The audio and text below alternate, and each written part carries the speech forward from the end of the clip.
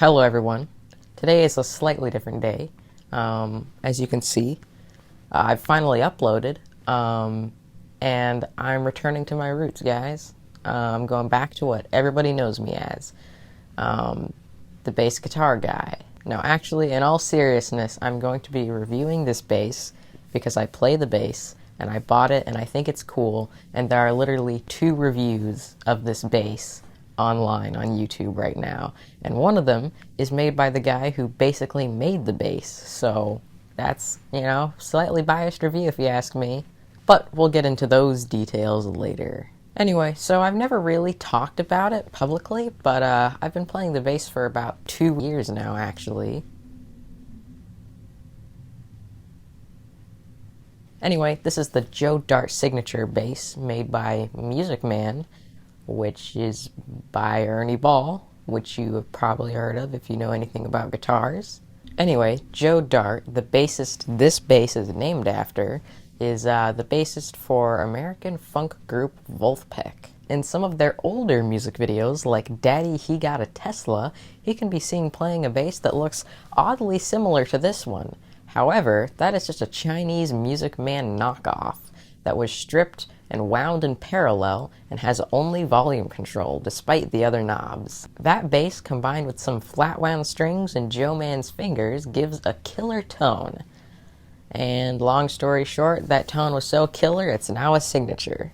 At the core, this bass is a Music Man Sterling, but really everything else is different besides maybe the pickup at its core and the general shape. This bass has one humbucking pickup with no phantom coil and ceramic magnets all wired passively just like the original bass. It also has a beautiful solid ash body with a satin finish and a select figured maple neck finished in gunstock oil with a special wax hand-rubbed something or other. Finished in gunstock oil with a hand-rubbed special wax blend. That's it. Now, although I did say it is a select figured maple neck, which is what the website says, I'm pretty sure it is just bird's eye maple, because that's exactly what it looks like. That's not a bad thing, that's a good thing. I'm also pretty sure that the fingerboard and the neck are also the exact same piece of wood, even though on the website it differentiates them. I think the fingerboard is said to be a figured maple, but this is select figured, I don't know. But just by looking at it, it looks like it's a through piece of wood, and it's not 2 pieces glued together. Everything else is pretty standard, like the tuning machines and the bridge are all just Music Man Sterling parts. The strings, although, are flat wound strings, but they're a custom Ernie Ball flat wound. I don't know what. That might literally mean that they actually designed and make a fully custom set of strings just for this bass, but that might just be a weird wording that they say on the website. Nonetheless, it doesn't sound like any other flat wound I've played. That is with combination of the humbucking pickup. I've never actually really played a humbucker before. The only real comparison I have is this, which is the Fender Jazz, as you probably all know. Now, I'll admit, when I first got this bass and messed around with it, I was unsure as to whether or not I actually liked the tone. It had a much higher tone than I was thinking, and it's very zingy. But with some setup, like changing the action slightly, and a few other things like a low pass and compression, I think it has a great sound. Now, I should say, I'm no professional music engineer, so there's probably several ways you could get a much better sound out of this bass, but that's exactly the thing. I'm probably going to be continuing to refine the sound to just be better and better over what I learn, because I hardly don't know squat about post-processing. Anyway, without further ado, let's do some sound tests.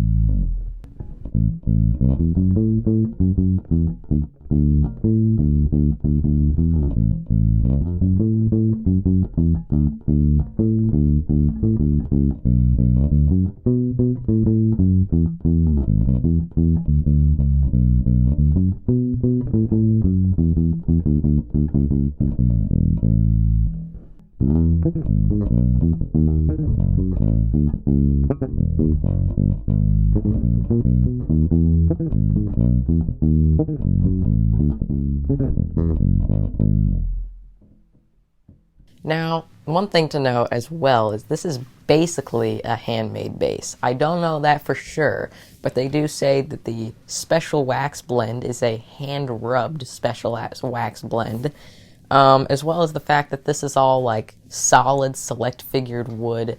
It's all like everything is like beveled on this base. It's so smooth. It's also very light. So the only criticism I have for this bass is that the knob and the pickup are slightly different shades of white. The knob is a little bit more yellowed than the pickup, and it bugs me. It bugs me.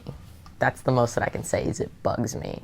Oh yes, the one other slight sort of critique that I have with this bass isn't exactly a critique. It's rather a pro and a con in one. So obviously, the neck is super smooth, it's super slick, it's amazing. However, if you're gonna hand it to someone, make sure you tell them it's really slick, because they might actually like drop it from them not expecting how much grip they need to really hold this. Anyway, that's all I wanted to say. Thank you all for watching. You know, maybe I'll post more bass stuff. Let me know what you think of this. I mean, you know, I don't even really care at this point. I'll make what I want. Anyway, that's the end of my review. I will see you all later.